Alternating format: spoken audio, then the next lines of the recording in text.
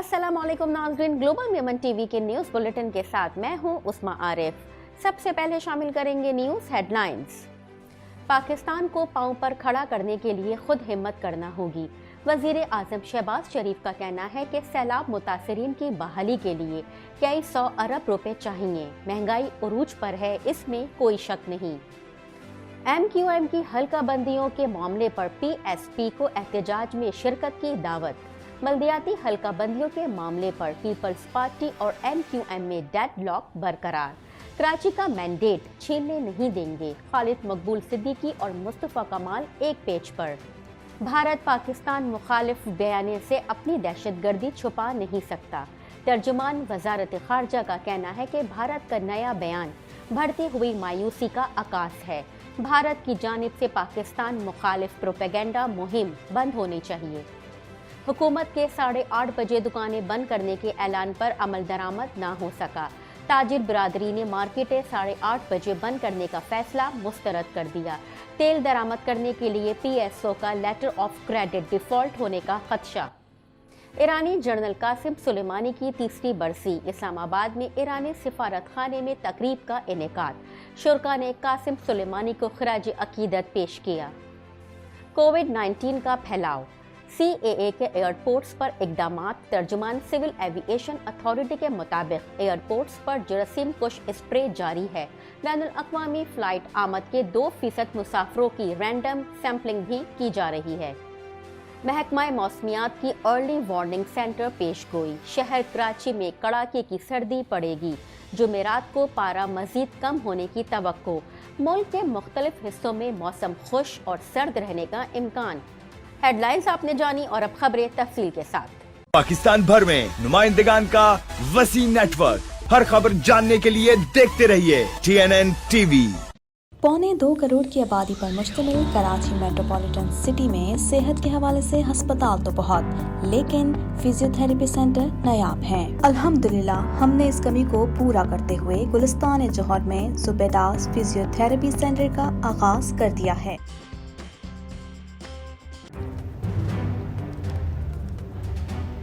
Islamic Finance TV, the only TV channel of the fastest growing Islamic economy in the world and the prime mover of Islamic finance news. Follow us on our social media handles and watch our reports and educational program at www.islamicfinancetv.com. For advertisement, please contact us at islamicfinancetv@gmail.com.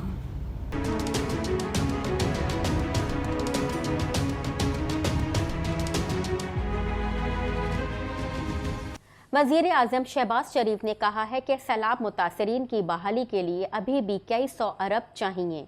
Geneva में अक़वाम मुत्तहिदा के secretary general के साथ donors conference की सदारत करूंगा। मज़ीद जानेंगे इस रिपोर्ट में। वज़ीर आज़म शहबाज शरीफ ने कहा है कि सैलाब मुतासरीन की बहाली के लिए अभी भी कई 100 अरब रुपए चाहिए। जेनेवा में अक़वाम मुत्तहिदा के सेक्रेटरी जनरल के साथ डोनर्स कॉन्फ्रेंस की सदारत करूंगा। मुल्क में महंगाई उरूज पर है। वज़ीर आज़म शहबाज शरीफ ने सुबह बलूचिस्तान के शहर सोहबतपुर में कबायली अमायदीन से खिताब किया। वज़ीर आज़म का कहना था कि इस इलाके में जब पहले आया तो पूरा ज़िला पानी में डूबा हुआ था। वज़ीर आज़म शहबाज शरीफ ने बलूचिस्तान के सैलाब से मुतासिरा सोहबतपुर के दौरे पर अज़म का इजहार करते हुए कहा कि पाकिस्तान को पांव पर खड़ा करने के लिए खुद हिम्मत करना होगी। ईसार और कुर्बानी के जज्बे से आगे बढ़ना होगा। वज़ीर आज़म का कहना था कि सड़क के जरिए खुराक और पानी पहुँचाना कोई आसान काम नहीं था। हुकूमती मशीनरी दिन रात काम कर रही थी। सोचकर खौफ आता था कि किस तरह ये लोग बहाल होकर दोबारा घरों को जाएंगे। हुकूमत के पास महदूद वसाइल थे।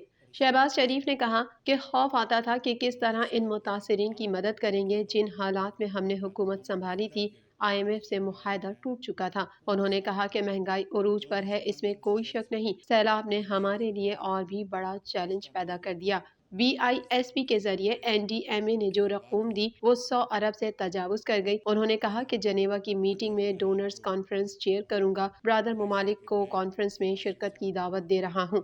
उन्होंने कहा कि मलेशिया के वजीर आजम से भी कल गुफ्तगू की है। मलेशियन वजीर आजम से गुफ्तगू करके लगा कि खानदान का कोई फर्द बात कर रहा है। मलेशियन वजीर आजम ने मुझसे उर्दू में बात की। मुझे शर्म आई कि मुझे मलेशियन जबान का इदराक नहीं। उन्होंने कहा कि जूम के जरिए जनेवा कॉन्फ्रेंस में शिरकत करूंगा। 9 دسمبر کو ہماری میٹنگ ہے جنیوا میں، اور وہاں پر دنیا کے سیکرٹری جنرل جو ہیں اقوام متحدہ کے وہ تشریف لا رہے ہیں. میں ان کے ساتھ وہ ڈونرز کانفرنس چیئر کروں گا. میں آج کل دن رات مصروف ہوں، اپنے جو ہمارے برادر ممالک ہیں ان کے ساتھ میں ٹیلی فون کر ان کو دعوت دے رہا ہوں کہ تشریف لائیں. وزیر اعظم محمد شہباز شریف نے سماجی رابطے کی ویب سائٹ ٹویٹر پر جاری پیغام میں کہا ہے کہ ہنرمند پاکستانی ملک کا فخر ہیں جنہوں نے عالمی سطح پر مختلف شعبوں میں اپنا مقام بنایا. انہوں نے کہا کہ میری ہدایت پر وزیر منصوبہ بندی Ahsan Iqbal champions of reforms network کا آغاز کر رہے ہیں. یہ نیٹ ورک ایک پلیٹ فارم کے طور پر کام کرے گا جس میں ملک کے لیے ماہرین کی خدمات لی جائیں گی. انہوں نے مزید کہا کہ پاکستان کی تاریخ میں پہلی بار بڑے چیلنجز سے نمٹنے کے لیے بہترین ٹیلنٹ کو بروئے کار لایا جائے گا. ایم کیو ایم نے بلدیاتی الیکشن سے قبل حلقہ بندیوں میں تبدیلی کا مطالبہ کیا ہے، جبکہ پیپلز پارٹی کا کہنا ہے کہ ہم الیکشن کے لیے تیار ہیں. حلقہ بندیوں کا معاملہ الیکشن کمیشن کر سکتا ہے. مزید جانتے ہیں اس رپورٹ میں. بلدیاتی انتخابات کے لیے حلقہ بندیوں کے معاملے پر پیپلز پارٹی اور ایم کیو ایم میں جاری ڈیڈ لاک برقرار ہے. حکمران اتحاد کے درمیان دوسرے مشترکہ اجلاس کی تاریخ طے نہ ہو سکی. ایم کیو ایم نے بلدیاتی الیکشن سے قبل حلقہ بندیوں میں تبدیلی کا مطالبہ کیا ہے، جبکہ پیپلز پارٹی کا کہنا ہے کہ ہم الیکشن کے لیے تیار ہیں. حلقہ بندیوں کا معاملہ الیکشن کمیشن کر سکتا ہے. متحدہ قومی موومنٹ پاکستان نے بلدیاتی انتخابات کے حوالے سے ووٹر لسٹوں کو مسترد کرتے ہوئے متنازع حلقہ بندیوں کے خلاف 9 جنوری کو احتجاجی ریلی نکالنے کا اعلان کر دیا، جس میں شرکت کے لیے پی ایس پی کو دعوت دے دی. خالد مقبول صدیقی کی سربراہی میں ایم کیو ایم پاکستان کا وفد پاک سرزمین پارٹی کے قائدین سے ملاقات کے لیے پاکستان ہاؤس پہنچا، جہاں ان کا پرتپاک استقبال کیا گیا. مہمانوں کے پہنچنے پر انیس قائم خانی نے ایم کیو ایم رہنماؤں کو خوش آمدید کہا. ملاقات کے بعد خالد مقبول صدیقی کے ساتھ مشترکہ پریس کانفرنس کرتے ہوئے مصطفیٰ کمال نے کہا کہ کراچی میں رہنے والے تمام لوگ متاثر ہو رہے ہیں. کراچی بدحالی کی طرف جائے گا تو ملک ترقی نہیں کر سکتا. انہوں نے کہا کہ ایم کیو ایم کی بات سمجھ آتی ہے، ان کا ساتھ دیں گے. ایم کیو ایم جو کوشش کر رہی ہے اس کا مثبت جواب دے گی. انہوں نے مزید کہا کہ میں نے ذاتی مفادات کے لیے کوئی کام نہیں کیا، قوم کے مفاد میں مشکل فیصلے بھی کریں گے. میڈیا سے گفتگو کرتے ہوئے خالد مقبول صدیقی نے کہا کہ ہم دعوت دینے آئے ہیں، جس پر مصطفیٰ کمال نے کہا کہ ہم خالد مقبول صدیقی کی کوشش کا مثبت جواب دیں گے. کارکنان کا اجلاس بلا کر جلد جواب دیں گے، سب اچھی خبریں آئیں گی. خالد مقبول صدیقی نے کہا کہ ہر کام کا ایک وقت ہوتا ہے، یہ متحد ہونے کا وقت ہے. اس موقع پر پی ایس پی سربراہ مصطفیٰ کمال نے کہا کہ کراچی میں رہنے والے تمام لوگ متاثر ہو رہے ہیں. کراچی بدحالی کی طرف جائے گا تو ملک ترقی نہیں کر سکتا. ان کا کہنا تھا کہ کوئی ایک جماعت بھی ملک کے حالات کو ٹھیک نہیں کر سکتی. ملک کو معاشی بحران سے آئی ایم ایف نہیں، صرف کراچی نکال سکتا ہے. کراچی حیدرآباد میں نوکریاں نہیں ہیں. اس شہر میں رہنے والے تمام زبان کے لوگ متاثر ہو رہے ہیں. ایک یونین کونسل 30,000 اور ایک یونین کونسل 80,000 پر ہے. کیا مذاق ہے کراچی کے لیے جو آواز اٹھائے گا.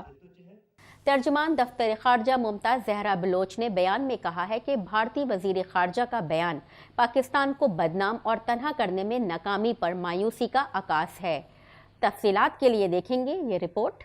پاکستان نے بھارتی وزیر خارجہ کے بیان کو مسترد کرتے ہوئے کہا کہ بھارت کی جانب سے پاکستان مخالف پروپیگنڈا مہم بند ہونی چاہیے. ترجمان دفتر خارجہ ممتاز زہرا بلوچ نے بیان میں کہا کہ بھارتی وزیر خارجہ کا بیان پاکستان کو بدنام اور تنہا کرنے میں ناکامی پر مایوسی کا عکاس ہے. گزشتہ کئی برسوں سے بھارت پاکستان مخالف پروپیگنڈے کے ذریعے عالمی برادری کو گمراہ کرنے میں مصروف ہے. بھارتی وزیر خارجہ کا نیا بیان پاکستان کو تنہا کرنے میں بھارت کی ناکامی اور بڑھتی ہوئی مایوسی کا عکاس ہے.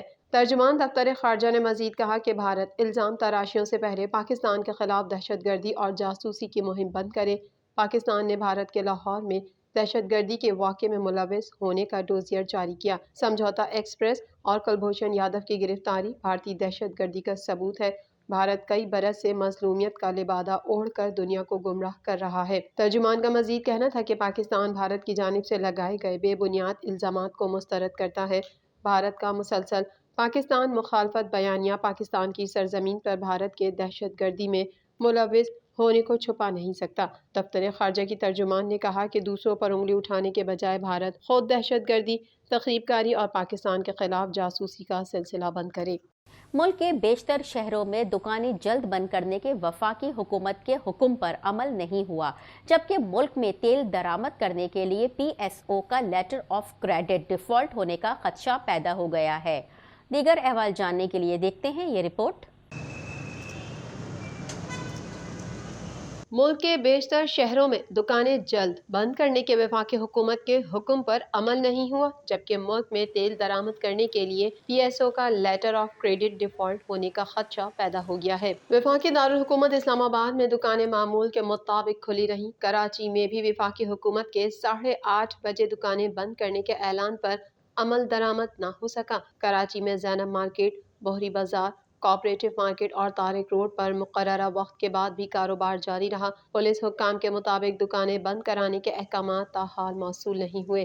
تاجر رہنماؤں عتیق میر، جمیل پراچا، شرجیل گوپلانی نے کراچی میں پریس کانفرنس کی۔ شرجیل گوپلانی نے کہا کہ پورٹ پر کنٹینر پر ڈیمیجنگ کی مدد میں لاکھوں ڈالرز باہر جا رہے ہیں، مگر ہمیں ڈالرز نہیں دیے جا رہے بلکہ زبردستی امپورٹرز کے اکاؤنٹ سے پیسے نکالے جا رہے ہیں۔ ہماری دکانیں بند ہو گئیں تو بے روزگاری بڑھ جائے گی۔ اگر زبردستی فیصلہ تھوپا گیا تو نتائج اچھے نہیں ہوں گے۔ کراچی کے تاجر، پاکستان کے تاجر ملک کی خدمت کرتے ہیں، ملک کو ریونیو دیتے ہیں، ملک کا معیشت کا پہیہ چلاتے ہیں۔ ہم اس کو ظالمانہ اس روش کو مسترد کرتے ہیں، اور اگر زبردستی کی گئی تو اس کے بھیانک نتائج نکلیں گے۔ ہم حکومت پاکستان کو خبردار کر رہے ہیں کہ آپ اس وقت کام کرنے کے دنیا میں۔ دوسری جانب میڈیا رپورٹ میں کہا گیا ہے کہ پاکستان اسٹیٹ آئل کا گردشی قرضہ ملک کی تاریخ کی بلند ترین سطح 613 ارب روپے پر پہنچ گیا۔ گیس اور پاور کمپنیاں پی ایس او کی اربوں روپے کی نا دہندہ ہیں۔ ڈالر کی قیمت میں اضافے سے پی ایس او کو 14 ارب روپے کے خسارے کا سامنا ہے۔ لیٹر آف کریڈٹ بچانے کے لیے پی ایس او نے حکومت سے 50 ارب مانگ لیے ہیں۔ لیٹر آف کریڈٹ ڈیفالٹ کر گیا تو تیل کی درآمد متاثر ہو جائے گی۔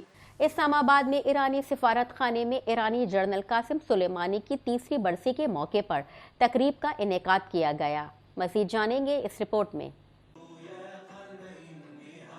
ایرانی جنرل قاسم سلیمانی اور ابو مہدی مہندس سمیت دیگر میزائل حملے میں ہلاک ہونے والے تحریک مزاحمت اسلامی کی تیسری برسی کے سلسلے میں اسلام آباد میں ایرانی سفارت خانے میں خصوصی تقریب منعقد ہوئی، جس کی صدارت پاکستان میں اسلامی جمہوریہ ایران کے سفیر محمد علی حسینی نے کی۔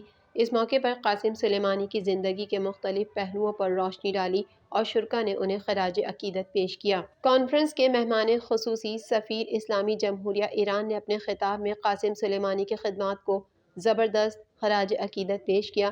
ان کا کہنا تھا کہ شہید قاسم سلیمانی جو شہید و مقاومت اسلامی تھے، ان کی خدمات کو کبھی بھلایا نہیں جا سکتا، جنہوں نے ڈٹ کر دشمنان اسلام کا مقابلہ کیا اور اسلام کا دفاع کرتے ہوئے اپنی جان آفرین کے سپرد کر دی اور شہادت کے عظیم رتبے پر فائز ہوئے۔ سلیمانی اگرچہ اسلامی جمہوریہ ایران کے شہری تھے، مگر آپ نے اپنی زندگی خطے میں دہشت گردی سے لڑنے اور خطے کو دہشت گردوں، خاص کر داعش کے شر سے آزاد کرانے اور خطے کے شہریوں کے لیے امن و سکون فراہم کرنے کے لیے وقف کر دی تھی۔ انہی خصوصیات کی بنیاد پر وہ ایرانی قوم اور خطے کے عوام کے ہیرو بن گئے۔ اس کے علاوہ علماء کرام، یونیورسٹی اساتذہ اور صحافی حضرات نے بھی شہید قاسم سلیمانی کے افکار، نظریات اور شخصیت پر روشنی ڈالی۔ ملک بھر میں کووڈ-19 کے پھیلاؤ کے خطرات کے پیش نظر سول ایوی ایشن اتھارٹی نے ایئرپورٹس پر اقدامات شروع کر دیے ہیں۔ تفصیلات جانیں گے اس رپورٹ میں۔ ملک بھر میں کووڈ-19 کے پھیلاؤ کے خطرات کے پیش نظر سول ایوی ایشن اتھارٹی نے ایئرپورٹس پر اقدامات شروع کر دیے۔ ترجمان سول ایوی ایشن اتھارٹی کے مطابق national command and operation centre کی ہدایات پر ایئرپورٹس پر جراثیم کش اسپرے جاری ہے۔